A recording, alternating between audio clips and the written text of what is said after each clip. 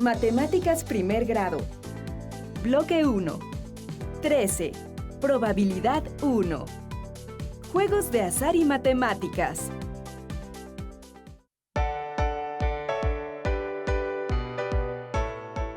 Hola, Mateo, ¿qué haces? Vine a comprar el dado que nos pidieron para matemáticas. ¡Cierto! Mañana vamos a estudiar los juegos de azar. Se han encontrado pinturas en las tumbas de los faraones egipcios que muestran juegos de azar con tableros. Las antiguas civilizaciones no usaban dados para los juegos de azar. En su lugar, utilizaban un hueso extraído del talón de ovejas, ciervos o caballos, al que llamaban astrágalo, talus o taba. Su forma desigual servía para distinguir la puntuación sin necesidad de numerar. En la antigua Grecia, los juegos que usaban estos huesos se llamaban taba o tabas. El nombre del hueso astrágalo se debe a que el célebre escultor griego Policleto realizó una de sus obras más renombradas en honor a la Astrogolizonta, es decir, la jugadora de tabas. Con el tiempo, los astrágalos se fueron puliendo para que cada lado tuviera una misma forma. Se escribía en cada una de sus caras un valor, normalmente perforándolo.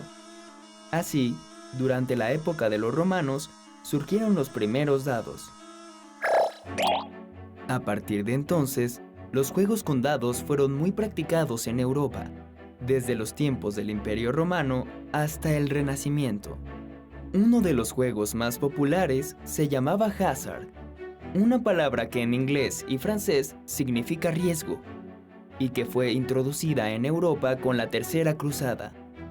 En la sociedad francesa de 1650, el grado de sofisticación de los juegos de dados era tan grande que los jugadores tenían dificultades para calcular la probabilidad de ganar. Fue entonces que un apasionado jugador, el caballero de Mer, le pidió ayuda al filósofo y matemático Blaise Pascal. Pascal sostuvo discusiones sobre el tema de la probabilidad con algunos de los más célebres matemáticos de la época, como lo fue Pierre de Fermat. A partir de esta correspondencia, Christian Huygens se propuso determinar la probabilidad de ganar en un juego, abordando el problema con un método más científico. Como producto de sus investigaciones, en 1657 publicó el primer libro sobre probabilidad. Dada la popularidad de los juegos de azar en toda Europa durante el siglo XVIII, la probabilidad tuvo un gran desarrollo. Grandes matemáticos como Bernoulli, Gauss y Laplace dedicaron libros acerca de este tema. Pero no creas que la probabilidad se aplicó únicamente a los juegos de azar. También ayudó a explicar diversos fenómenos científicos. A mediados del siglo XIX, el fraile agustino Gregor Mendel presentó sus estudios sobre herencia y genética en las plantas que cultivaba en su monasterio. Su obra es una de las primeras aplicaciones de la teoría de la probabilidad en el campo de las ciencias naturales. A principios del siglo XX, el matemático ruso Andrei Kolmogorov le dio la forma axiomática definitiva a la teoría de la probabilidad, estableciendo así las bases de la moderna teoría clásica de las probabilidades.